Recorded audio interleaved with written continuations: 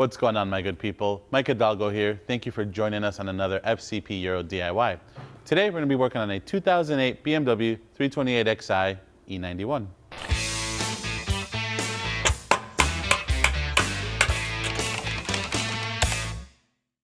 Today on the E91, we're going to be covering a clutch and flywheel replacement. This is going to be applicable to all your E9X chassis vehicles with an N52 or an N51 and a manual transmission. In front of us we have quite the slew of parts. It may look a little bit intimidating, but don't worry, we're going to get through it. A lot of this is parts that are necessary and some of it are parts that are preventative maintenance. It's going to be dependent on the vehicle and what you're working on. As an example, this happens to be my personal vehicle. It has 245,000 miles on it. Everything from the clutch back is original. So we're going to replace everything that we can and everything that we need to while we're at it. So this is kind of the while you're in their parts list. All of these parts are listed on the website at fcpo.com and also linked in the description below. What we have, just to kind of go over quickly, is Luke or LUK flywheel and clutch kit. The flywheel kit is obviously just the flywheel on its own. It already has a new pilot bearing installed. It's pretty much ready to rock and roll. The clutch kit includes your pressure plate, your clutch disc, the fork, the alignment tool, a couple bearings. It includes the throwout bearing and a couple other odds and ends. To that, we have added a lot of hardware. A lot of the hardware that we're going to be encountering today is one-time use. So that's what's kind of sitting here in the middle. We have some flywheel bolts. We have some drive shaft bolts, something for the flex disc. We have some bell housing bolts. A lot of those are aluminum one-time use.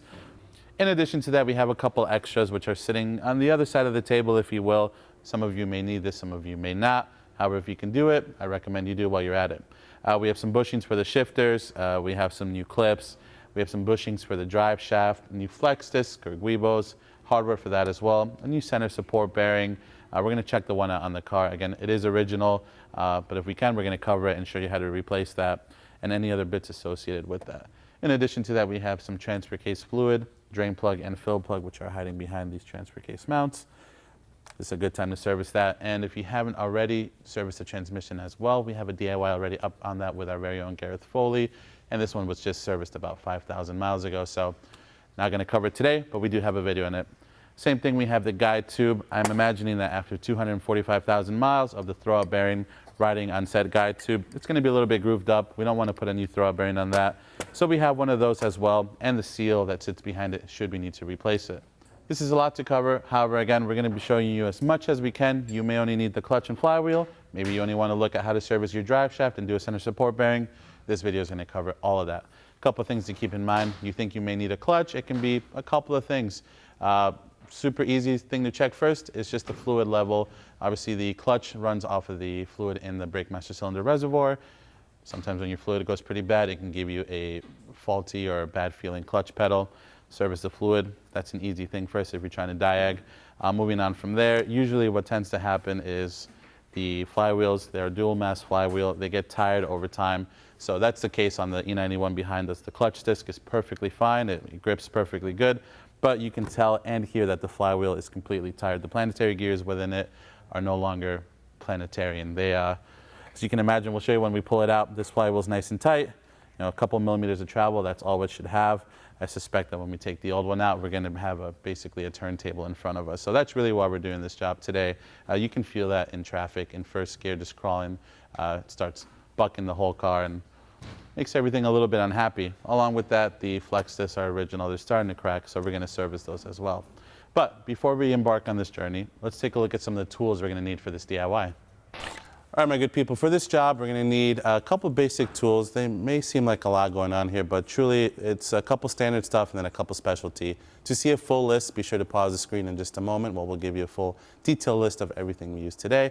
But in general, you're going to need a large pry bar, a good set of torque wrenches and ratchets. We have everything from a 1/4 inch drive all the way to a 1/2 inch drive, as well as a couple extensions to go with those. As far as specialty sockets go, you're going to need your standard sockets that can go anywhere from 8 mil to 20 mil. For impacts, we have 16 and 18. Everything else, we just have the chrome ones. 14 millimeter hex is going to be needed, a T60, a T50, a T30. We also have a 5 and a 6 millimeter hex. And then a good E-torque socket set. Honestly, you're going to need almost the whole thing. We have everything from an E10 all the way to an E18 here on the table. Moving on specialty tools, what you're truly going to need for this job is a very large extension with a swivel head on the end if possible. This one goes from a 1/2-inch drive all the way to a 3/8 drive with a swivel head. I use a little bit of tape on the end so it's not too loose, makes it a little bit easier to work with. On top of that, we have a pick, a couple small flat screwdrivers. We may be grabbing a few more as we go through the DIY, but 2 different kinds of picks are always going to be helpful, especially when dealing with the clips on top of the shifter. For those of you doing the rear main seal, you're going to need obviously the primer and the glue that comes with those. CTA 3801, that's going to be your tool to push out the glue on the syringe style tool. We have this multi-use BMW flywheel locking tool. There's also a CTA brand available. Both are going to be linked in the description below for you.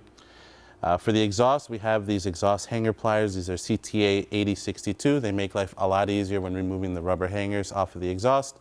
A small brass punch, a ratchet strap for the transmission so we can strap it to the transmission jack, which is not pictured but needed, especially if you're doing this on the lift. A couple hammers, and for those of you that are doing the transfer case service, you're going to need a fluid transfer pump of some sort. We're using CTA 7073 today for that. Obviously some brake clean if you want to clean up the area that you're working in, which I recommend you do.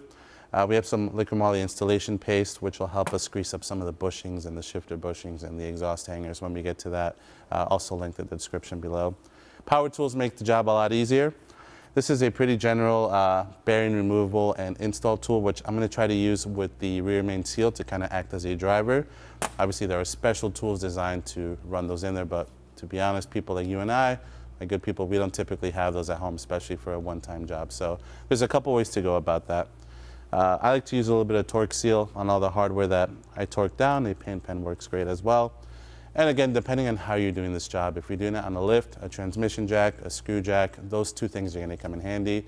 Otherwise, a floor jack and a couple set of jack stands and a second set of hands is going to be your friend underneath the car working on the garage floor or the driveway. And then if you're doing fluids, like the transmission fluid or the transfer case fluid, make sure you have a catch pan for that as well and some safety goggles, and you're ready to rock and roll. So with that, let's go ahead and get started on this DIY. All right, my good people, before we get started, the first thing we're going to set up here is an engine support bar. This is going to keep the engine from tilting forward on us when we pull the transmission out and have it out. It can cause the engine to just kind of go forward due to the location of the engine mounts.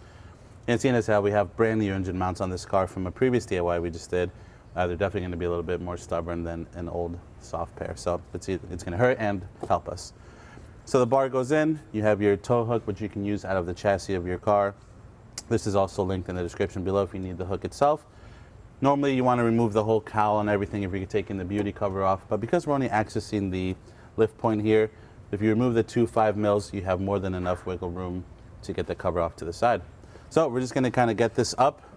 We're just going to set it with some even tension right now to kind of match what the engine's sitting at.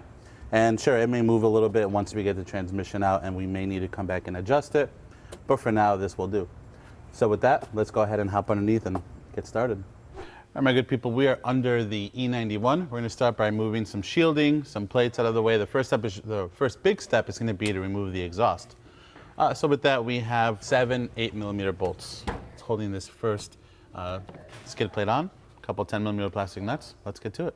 And we have 1 10mm plastic nut holding on this last piece of the first shielding. Keep that together. Now that we have that removed, we can move on to this rear bracket that sits underneath our tunnel here. That we have 8 T50s to remove. We're just going to go ahead and zap them out.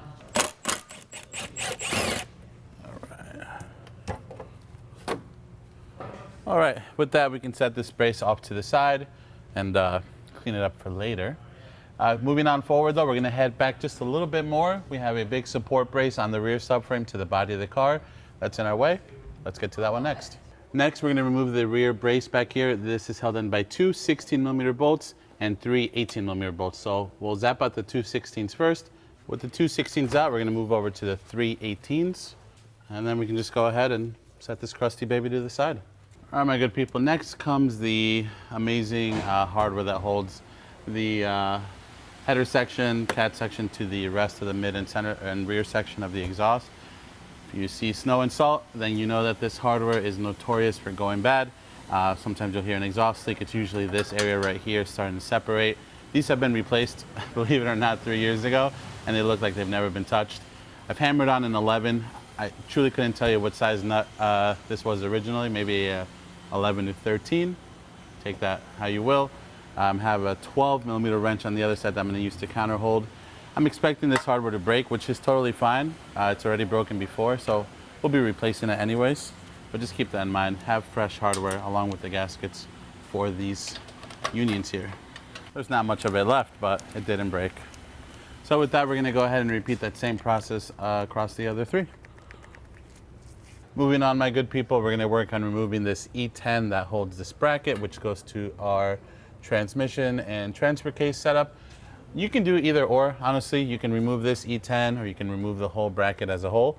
What I'm gonna do first is remove this E10, and then once we get ready to drop the transmission, we can remove this bracket later on if we need to. But for now, I just want to work on the exhaust. So we have an E10 socket. And that comes out. We're just going to go ahead and set that to the side.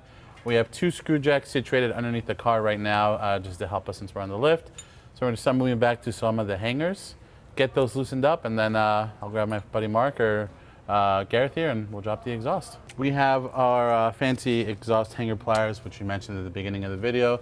The CTA pliers are the best. They make removal of these exhaust hangers so much easier. It doesn't hurt to put a little bit of penetrating fluid on the rubber and metal if these have not been off in a long time, which is the case with this car. And then we'll inspect these bushings when we're done. If we need to replace them, we will. And regardless, we'll link them in the description below for you good people at home.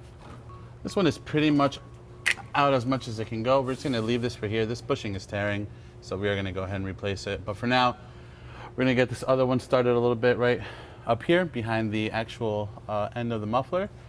And then we'll kind of go back and forth between the 2. We'll lower the screw jack a little bit, and we should be able to pop both of them off. There's one, and we have one more on the end on the other side of the muffler behind our bumper cover. Let's go ahead and get that one now. All right, our exhaust is fully disconnected. Now we're just gonna slowly lower the screw jacks on both ends. I have 2 situated right now. And then we're just gonna lift it up and set it out of the way. Now we have the exhaust out. Our next step is gonna be whatever we want. Honestly, my good people, we can do the shielding or we can do the drive shaft. I think while I have you situated here, we're just gonna remove all of the heat shield that's in our way to get to the drive shaft. And then we'll do drive shaft things together. So with that, let's get to it. We have 4 8mm bolts that we're gonna remove first before we switch over to the 10mm socket. Some of these are just gonna make the removal of the heat shield a lot easier, especially with these side panels that are kind of in our way. And doing these should give us all the room we need to kind of pull these sides out. With that, I'm gonna switch over to the 10mm socket. We have a couple 10mm to remove. Some are gonna be like a speed nut or speed clip type situation. The others are just the 10mm bolts. First one's gonna be right here. Moving out back, we have a couple more 10. We have one on either side of the shield, and we have another speed nut situation going on up here. All right, my good people, next we're gonna work on removing the front drive shaft. For those of you that watched our oil pan DIY, you'll see that this hardware is pretty fresh because we just finished filming that. These are one-time use E12s, so you definitely don't want to reuse them. Those are linked in the description below as well. We're just gonna go ahead and use the impact and zap them out. The torque spec is pretty low on these, so they should come out fairly easy. For those of you following along at home without an impact, you can use a small flathead screwdriver. Again, it's not enough power or not enough torque to damage the yoke here or anything like that. So you can use one of those to counter hold, maybe a small pry bar. For today, we're just gonna zap them out. We'll show you that method when we tighten everything down as well. And with those removed, we're gonna do the exact same thing on the front side, on the diff end. But while I have you here, if you remember, we talked about removing the bracket off the transfer case. We're just gonna go ahead and do that now. It's 2 E10 bolts, and this will make mounting the transmission onto the transmission jack a little bit easier. With this, my good people, don't forget to mark up your drive shafts before you remove them, just so you know, A, what the front and what the rear is, and also you wanna mark them up with the flanges on the differential and transfer case side of things. Just makes life a little bit easier when you reinstall everything the same way it came out. 4 E12s up front.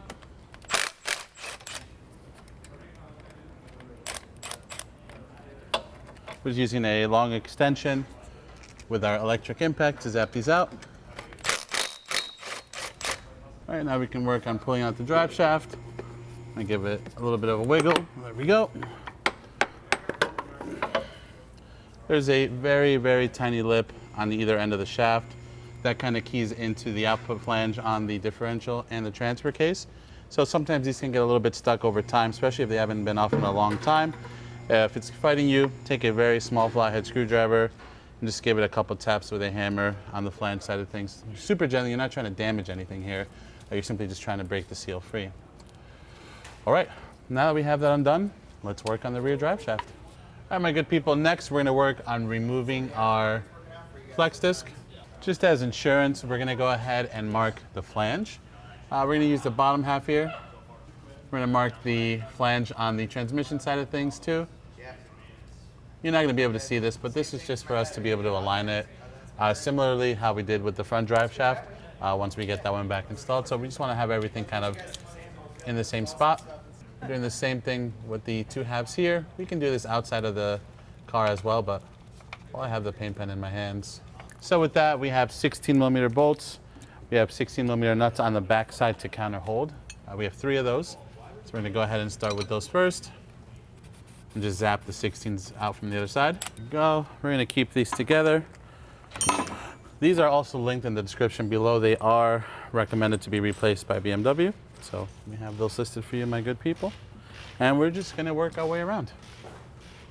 The silver 16s, or let me say the ones with the bigger heads, those go into the actual transmission flange itself. So those don't have a bolt on the other side that you need to counter hold. We can just zap those out. Those are also gonna be slightly different than the ones that go through the flange. All right, with that, we have the whole front side undone. Before we do the center support, we're just gonna help keep everything in place and not fall on us. We're gonna move out to the back and do that next. So let's get to it. I'm gonna mark my drive shaft relative to the flange coming out of the differential. I pretty much chose the same side of the drive shaft across the front and back to do all my markings. If you really wanna get crazy with it, even though it's gonna be hard to mix up, there's your R for the rear half of the shaft. Now you'll notice that the back flex disc has E12s and 16mm bolts, so this one's gonna be a little bit different. Same thing, you're gonna wanna replace both. We're gonna start with the 16. We'll go ahead and zap those out first. Counter hold with a 16 on the back, and then we'll move over to the E12s. All right, now with the 3 16s removed, we can move over to the 3 E12s. When at first you don't succeed, get a stronger tool. Just a little corrosion making our life difficult, you know? All right, at this point we are fully unbolted from both the drive shaft ends, both the differential and the transmission. Next on our list is going to be the 2 bolts that hold the center support bearing in place. We're going to lower it slowly, and it's going to want to come out of either end, so we just have to be careful as we lower it. All right, we have 2 13mm bolts in the center that hold the center support bearing. We're going to zap those out, and then carefully remove this drive shaft. So obviously this is at an extreme angle. This would never flex like this, but you can see all the cracking and the bushing. This is why we replace them. With the drive shaft out, my good people, we're gonna set this to the side and continuing. All right, next we're gonna work on disconnecting the electronic harness going to our transfer case motor. We have 2 plugs, a smaller one down here, small pick tool. You're actually gonna wanna lift up on the front, not the sides. That's what's gonna undo the little latch here to allow us to pull this back, just like that. And then we have the bigger connector here, which has a tab that you can press to unlock everything, and then just work it off. You may see a little bit of residue there. That was just from me cleaning up with some electrical parts cleaner. There's a lot of oil on here from when we did the oil pan. All right, before we continue on to do anything up here, I'm just gonna remove this 13mm bolt, which holds this bracket in place. If you're worried about mixing up where it goes, there'll probably be marks on the car just from how long it's been on here. Just mark it with a paint pen, something like that, and it'll allow you to remember where the bracket goes back on during installation. This just helps hold some of the under paneling, but it's gonna get in our way when we go to remove the transmission. So by removing it now, we're just saving a little bit of time later, Gator. With that, we can move on to the reverse switch. Pretty standard connector. You push in the metal bracket to release it, and then you can just work it off. Look at all that debris in there. That's 250,000 miles of debris, my good people. Here's that metal bracket. You simply push in, just a pinch. If you follow the harness, you'll see that it goes up on the side of the transmission. There's two metal clips that hold it in place. Simply pull it out away from the trans. There's one. Go more forward. There's two. And then for now, we're just gonna kind of tuck this up by the headers, by our oxygen sensors. And forget about it. It'll probably be in our way later, but that's okay. We can deal with it then. All right, we have a 13mm bracket up here that you can either choose to remove or leave. I'm just gonna remove it because it's really not doing much anymore. Unfortunately, a lot of the clips that help hold some of the oxygen sensors and cable just have disintegrated over time. And right now we just have one cable holding one cable's being held on by a zip tied to the bracket. So if we can find a replacement quickly, we'll go ahead and swap that out. Now we'll throw it back on later. But this is just one little thing that's gonna be kind of out of our way when we go to do everything and reinstall everything later. Yeah, no problem. So following down, you'll see the oxygen sensors go underneath our trans, held in by a bracket that goes through the bottom transmission bell housing bolts. If you've watched our DIY, you'll learn that not only are the cables different colors, but the plugs are both different. It's impossible to plug one bank into the other bank's connector.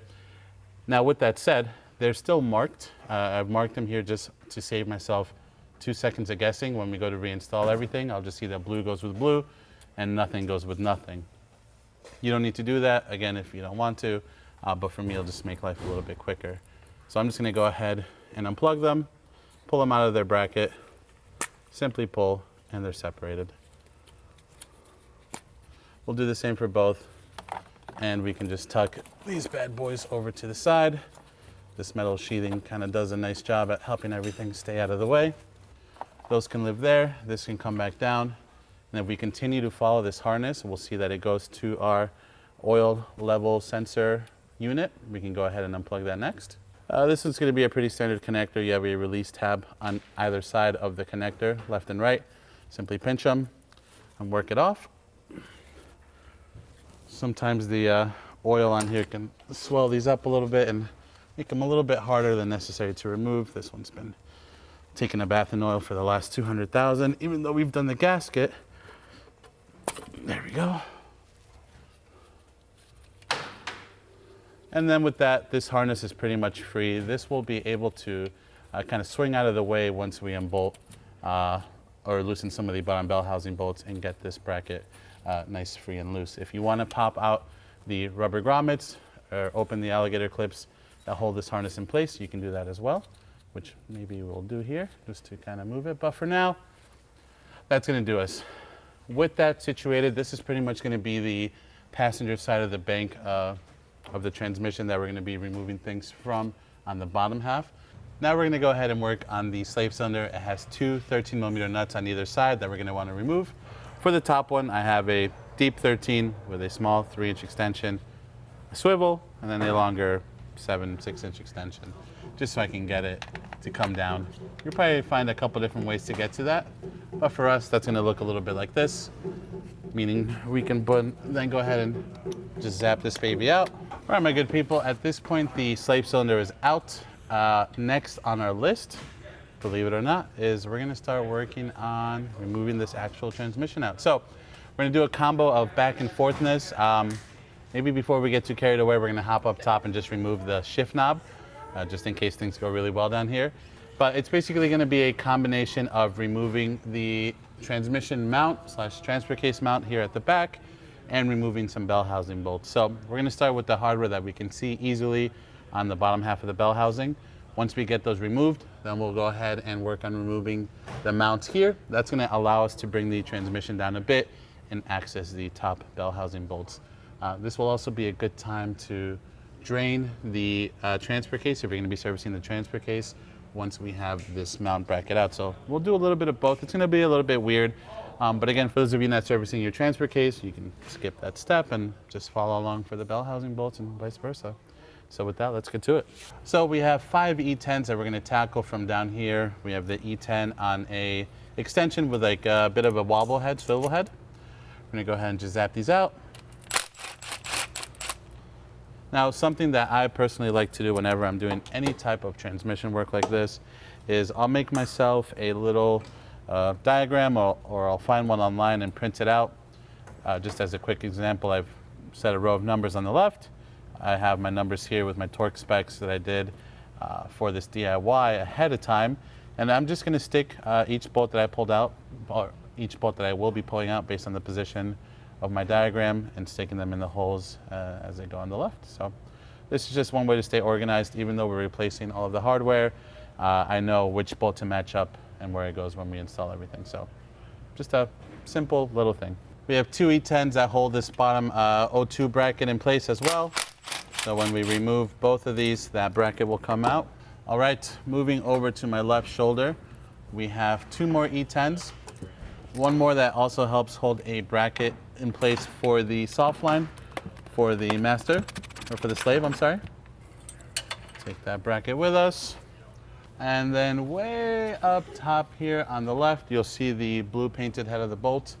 There's one more E10 right there. See if we can reach this now and just zap it out.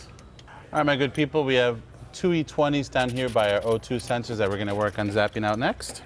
All right, my good people, those of you might be able to see up there, we have our E20. I had to just reach up with my hand, just like this, and just get the E20 on the next bolt. It's pretty tight fit. We're gonna try to get it from here. Extensions are gonna be the name of the game whenever you're doing a transmission. This one's gonna be no different. So now I'm just gonna try to reach in there with my extension and get that one out. So now I'm just gonna get in there with our extension. We have a swivel on the end of the extension. That should give us enough angle to get to that socket. All right, and this one can go on our little diagram tool. At this point, we have gotten as far as we can on the bell housing bolts from underneath the car without getting on top of the transmission and using some long extensions. So in order to get to that next is where we're gonna kind of shuffle things a little bit. We're gonna move over to the back by the transfer case. We're gonna remove this transfer case mount bracket. We're gonna bring over the transmission jack, kind of get that loosely situated, and go from there. We have a big bolt that goes through the bracket through our transfer case mount, and then a couple 13s that hold everything in place, or 15s. Just stay tuned to find out. But with that, let's go ahead and just get situated, show you what that's gonna look like so we can support everything and keep it from falling on us. All right, we have the transmission supported with our transmission jack. Now we have an 18mm socket on our ratchet just to kind of hold the end of the nut on this transmission or transfer case mount. 18 on the other side. We're just going to zap it out, and we'll go ahead and set this to the side.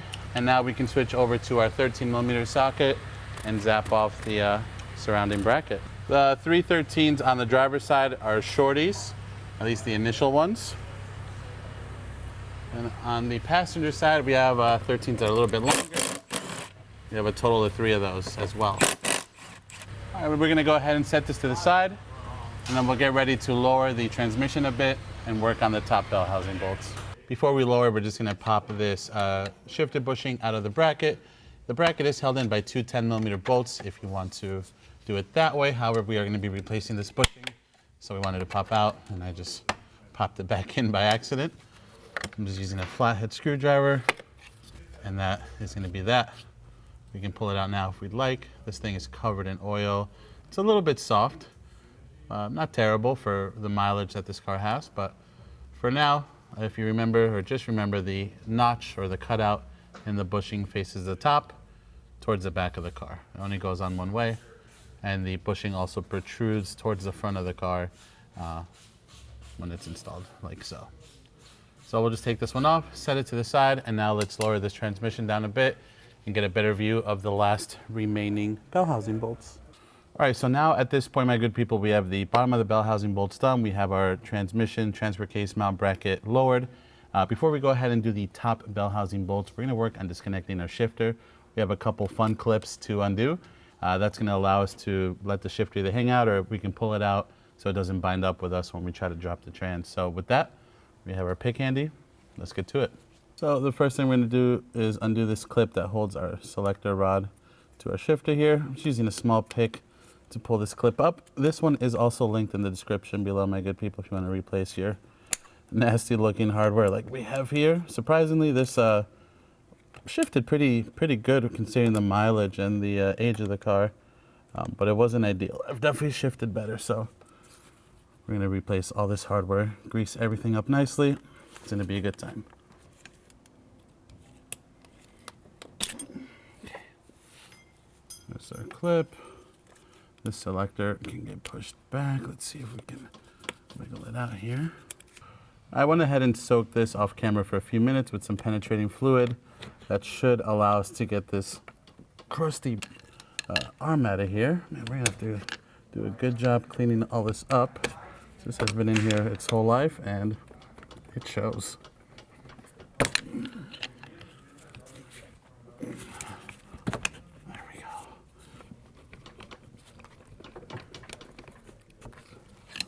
All right, we're gonna visit this in a second. We're gonna undo the you know what, B clips up here. We have one on either side of the shifter. Let's get you a little bit closer in here. Get those popped up and pulled out, and this should allow us to put those brackets up a little bit and maybe allow us to get this shifter arm out. It's a little crusty, so it's putting up a good fight. So let's do that now. This is gonna lift up towards you or towards the back of the car. All right, so here's the clip, just to give you a better view. It was sitting down like so. Went ahead and basically popped it up, pulling it back towards us. Now we're just going to wiggle it out towards the transmission tunnel. That's going to release the main rod here so that doesn't hang us up when it comes out. And we're just going to go ahead and do the exact same thing on the one on the driver's side. Same thing, kind of work that clip up. These are always a pain in the butt. We have new ones of these as well. We're gonna replace these just to keep everything nice and fresh with this theme today. Nice and fresh, that's the theme today. Before we continue on the bell housing bolts, we have our mount off. We're gonna work on draining the transfer case. So we have our 14mm hex. I have an unnecessary extension here, but it's gonna help me break the fill plug first. You always wanna make sure that the fill plug is going to come loose before you remove the drain plug on anything that you're doing similar to this. With that out of the way, we're going to hop over to the other side and get the drain plug off. And we'll get our 14mm hex in place. Oh yeah, that was nasty. That was nasty, and that was good. So that was pretty nasty. The last time this was serviced was about 175,000 miles. So it's certainly overdue. But now we're at 245 and change, so we'll be good for a little while more, another 50,000 miles. So if we hit the 300,000 milestone, we'll do it again. Now we're gonna work on the top of the transmission bell housing. We have E16 up here that we're gonna get to using an extension and a swivel,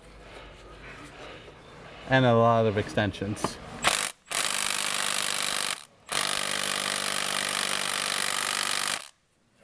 Now we're going to go in with our long extension and our E18 on the end. A little bit of tape on the end of the swivel joint, just so that I don't have too much play up here. I don't need that much from the angle that I'm approaching at.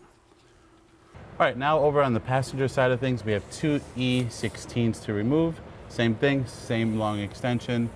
Our E16 E-Torx on the end. We're going to do our best to get these off next. All right, and now let's go for the top one. All right, my good people, we have two more E16s to get to. Hopefully the shot's a little bit better than what we've been giving you before. I'm just gonna reach in here with the very long extension. This is just one of the backing plate bolts, which we can take off later. It's an E12, but I happened to land on it by accident. So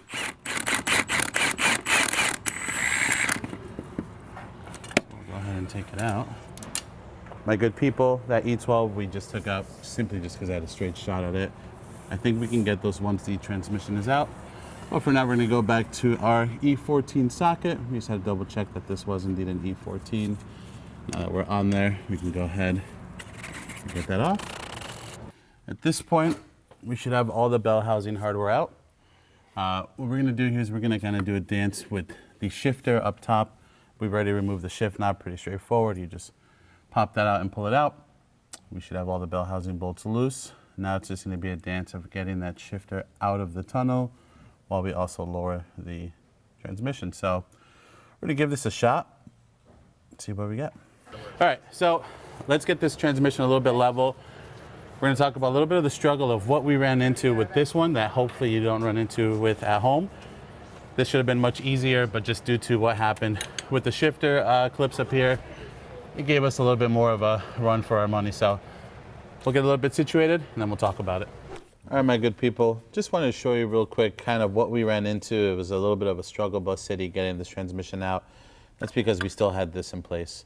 You saw us pop up these clips and then work the one on the right side out. What happened with the one on the left side is this has been in here for so long, its whole life, that this was pretty much seized inside of the transmission, so we couldn't get it out. And from trying to pop it out, it basically broke the rivet on the end of the plate here, leaving us with just the pin in place. So that made the removal of this whole transmission so much harder. We tried pushing the pin through the other way. Obviously, we hit the selector rod. It wasn't going anywhere. So what we ended up doing was just popping the actual shifter arm out of the carrier here. There's a plastic bearing in here that sits, which we're going to be replacing anyways, but it just made life a little bit tougher. So hopefully you don't run into that issue at home. This comes out and you have a lot more room to work with. But with that, we're going to set this to the side for now. We're going to visit it later when we replace the throwout bearing. We'll do the clutch fork and the clip that holds it in place, even the bushing on the end. But for now, let's head back into the transmission tunnel. We'll do our clutch and flywheel, get that all situated. We might even visit the rear main seal, and then we'll go from there. All right, my good people, we're going to go ahead and remove our pressure plate next. It's held in by 6mm hex bolts. Cool thing you can notice here is notice how expanded the springs here are on the pressure plate. It's a self-adjusting plate. So as the car ages and the clutch wears out, it starts adjusting the fingers here so that the feel is the same, essentially. So this one's fully maxed out. You'll want to pay close attention to when we install our new one.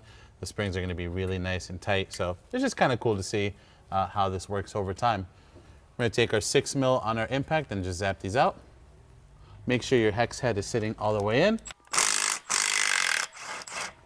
All right, that's our 6 bolt.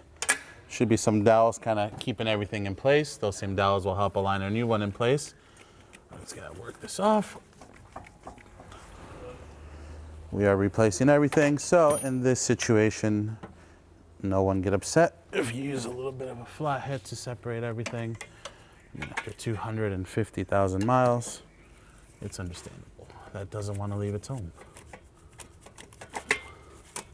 All right. Here is our pressure plate and clutch disc.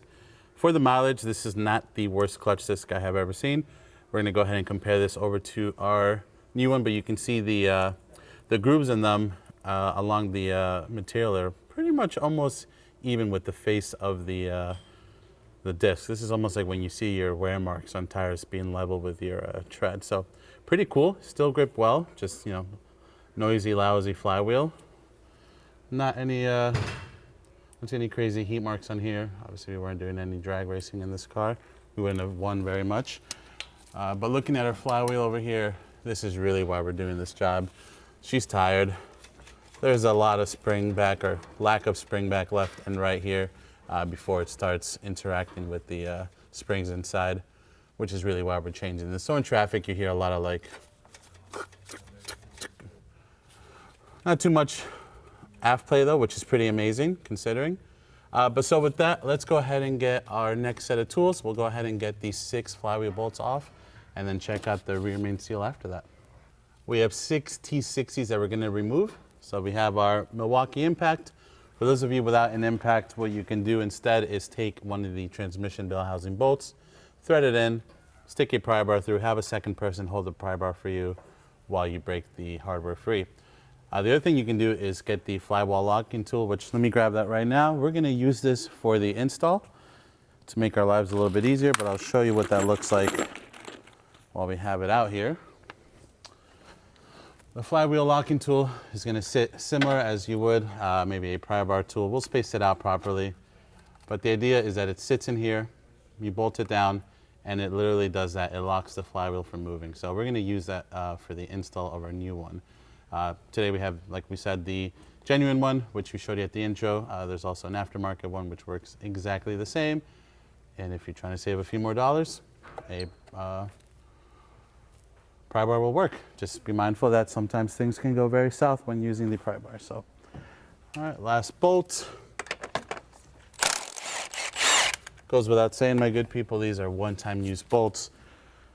Please, please do not reuse them. All right, same deal. We're gonna have some dowels holding this in place. Just gonna wiggle it off. All right, my good people, and with that, here is our flywheel in all its glory with its tired springs. Dual mass of fury, baby. All right, we're gonna go ahead and set this down to the side, my good people. But here you have a very good view of what is our rear main seal in its current state, which is leak. So we are gonna go ahead and replace that. So with that, what I wanna do first is just clean this up a little bit. I'm not gonna go crazy because we're gonna do a lot more cleaning. And then once we get that a little bit situated, we're gonna get the seal out and show you how to install the new one with the sealant. Let's get to it. We're gonna work on popping off the rear main seal. There's a couple ways you can do this. You can spend decent amount of money, get the proper BMW tool, which has about 6 little metal screws that drill into pre-existing holes in the seal. Here's one that I'm kind of poking at right now. So there's 6 of these throughout the seal that they would screw into, and then you basically extract the seal from there. Then you can use a special driver to drive in the new one. Most of us, including ourselves here, are not going to have something like that. We can go ahead and just screw a regular screw into here and get that out. What we're going to try first is just a nice angled pick. We're going to get into the soft part of the seal, which is the interior bit here on the inside of the crank, and just kind of work on prying it out. We're not trying to mar the surface in here. We're not trying to mar the surface on the other side. We're just simply going to try to pry it out, get this going, and then we can get our new one in. Any of the prying that we are doing is on the outside of the crank here. It's not going to hurt anything. We're not going to damage anything. Nice big flathead does the trick. You can pull that bad boy out. So it was just starting to leak, so it wasn't that bad. It's fairly clean back here. We're gonna go ahead and clean that up with some brake clean.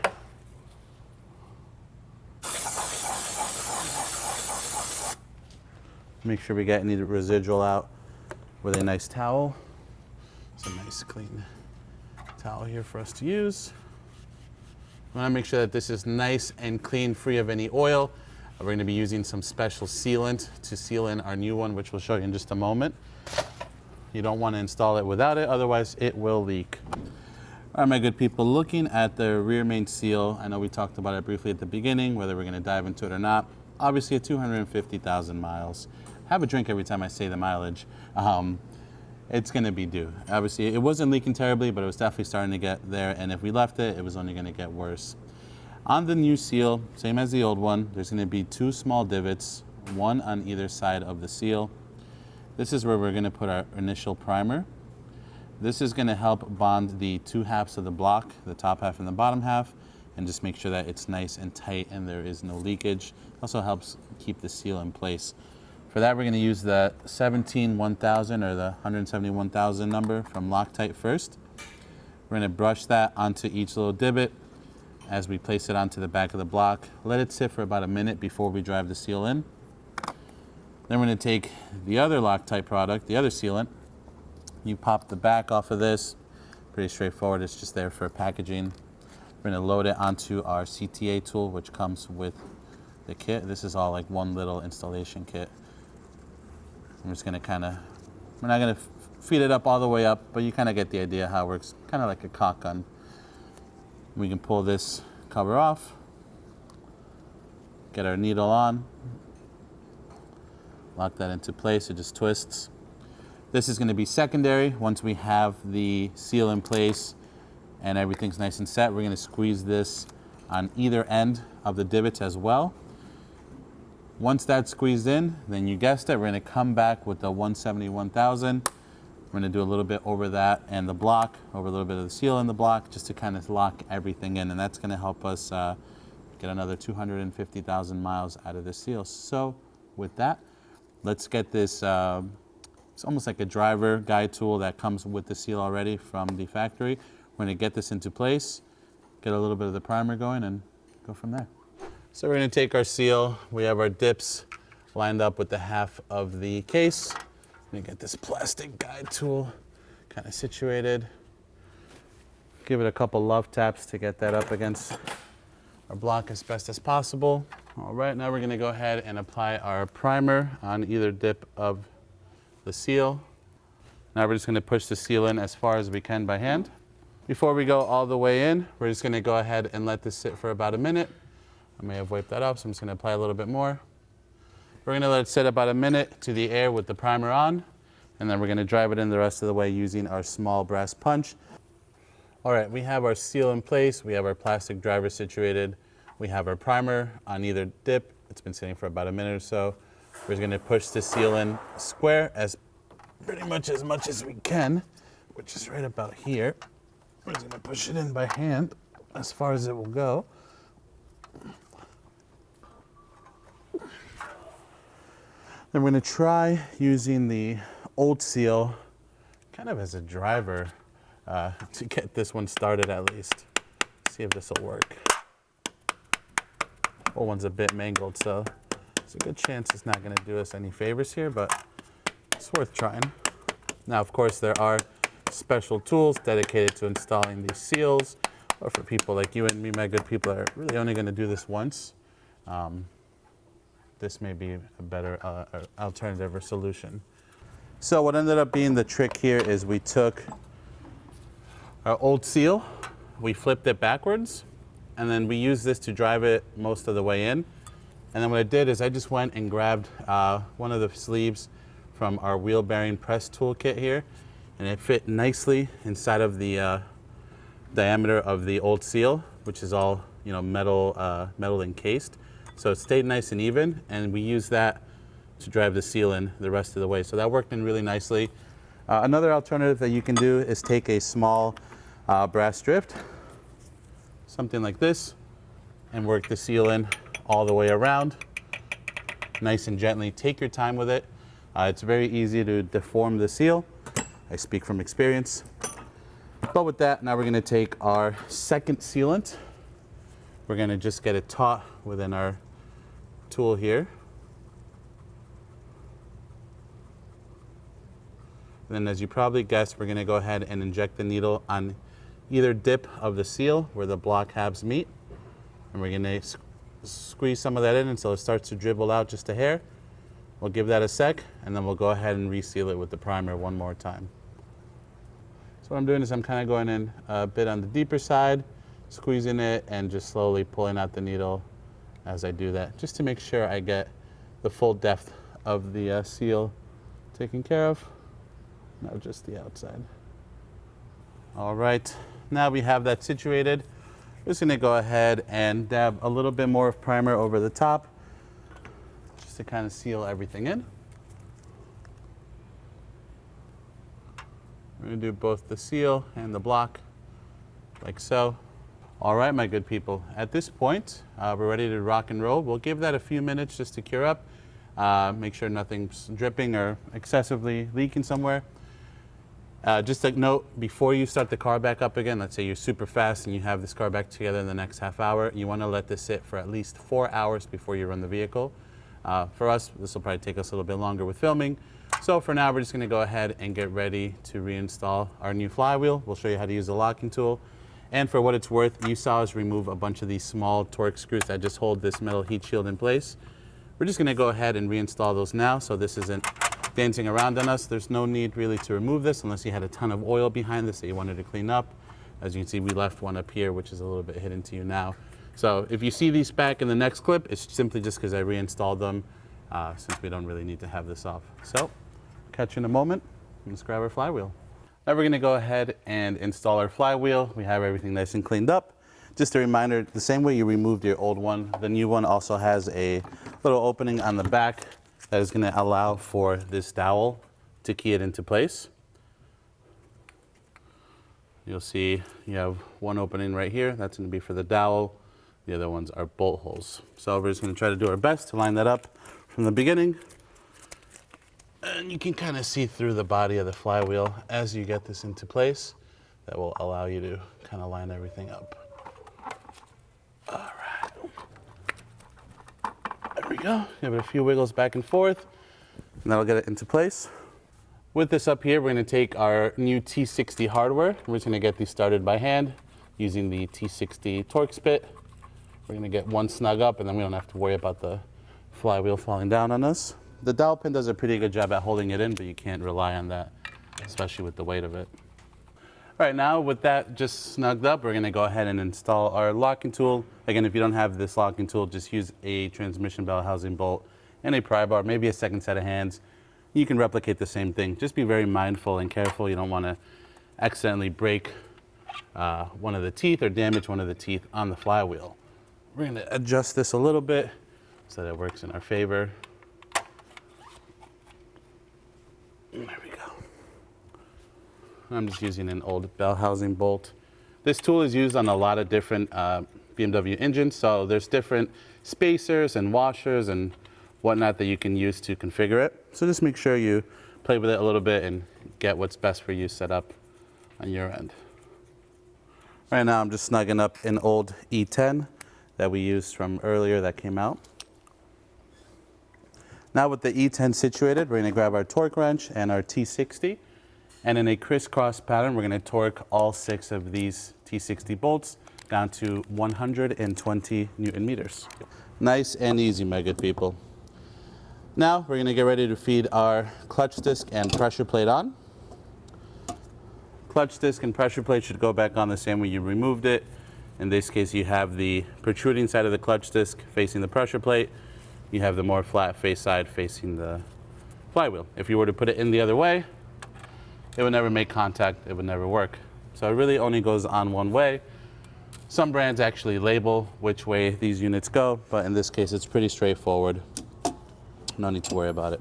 Right now what I'm doing is I'm just installing our clutch alignment tool. Now this has a threaded bolt on the back, a small hex that we're going to remove once it's in place. And then once we remove this, it'll allow us to remove the locking plate, which sits on the back of the pressure plate. This is standard on new pressure plates like this. It's just a locking plate for shipping, keeps everything nice and happy. Don't remove this until it's fully bolted down and torqued down, otherwise you're going to have a bad time. So for now, let's just keep everything together. Same thing with the pressure plate. There is dowels that help kind of line everything up. So you want to make sure that you find those on the flywheel and you find the dowels on the pressure plate. Those holes are typically a little bit bigger than the standard bolt hole ones. With that in place, it's easy to see that our clutch alignment tool is pretty dang centered. That means that the tool is going into the pilot bearing on the flywheel. So now we're just going to grab our hex hardware, get those started by hand, and then we can torque them down.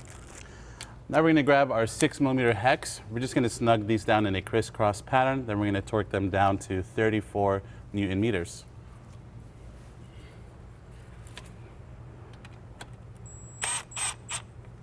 Just going to use the electric impact on a low setting just to get us a little bit closer. All right, now we can go ahead and torque these down to 34 Newton meters. I'm going to use a small 3-inch extension. It's not going to hurt anything here, just to clear the pressure plate itself. And if this clutch alignment tool gets in our way, we'll just go ahead and remove the screw. But for now, we'll just keep it in there. We have the torque wrench set to stun, aka 34 Newton meters. We're going to go ahead and snug these down. Same idea, crisscross pattern. It's okay if there's a little movement. That's just the dual mass flywheel maxing itself out on the other side. These I'm just going to put a little bit of a torque seal on them just so that I know that they've already been torqued. All right, my good people, now at this point we're going to go ahead and remove our hex tool. All right, for us, my good people, I found a T30 that fits in here nicely. Maybe a 4.5 or 4mm hex will do the trick as well. The 5 is just a little too big, but a T30 fits in nice. It's just threaded into plastic, so you're not going to risk really stripping anything here. And goes without saying, my good people, if you haven't done so already, make sure you just clean the surfaces of the pressure plate and the flywheel before you install everything. use a little bit of brake cleaner. Sometimes there's a little bit of residual oil on there, or from grabbing it with dirty fingers, you want to get all that off. Then we're going to take a 14mm hex. We have ours from the drain plug and fill plug on the differential. In the off position, we're going to rotate this plate off, and out it comes. And then just with that, we can take our clutch alignment tool out. And now, my good people, before we go ahead and install the transmission back on, we're going to go ahead and service the clutch fork, the pivot pin, the little clip, and the throw-up bearing. And we're going to take a look at the guide tube. I'm going to guess it's pretty marred up, so let's go ahead and replace that as well. We'll do that on the workbench, and then we'll come back up and throw everything in.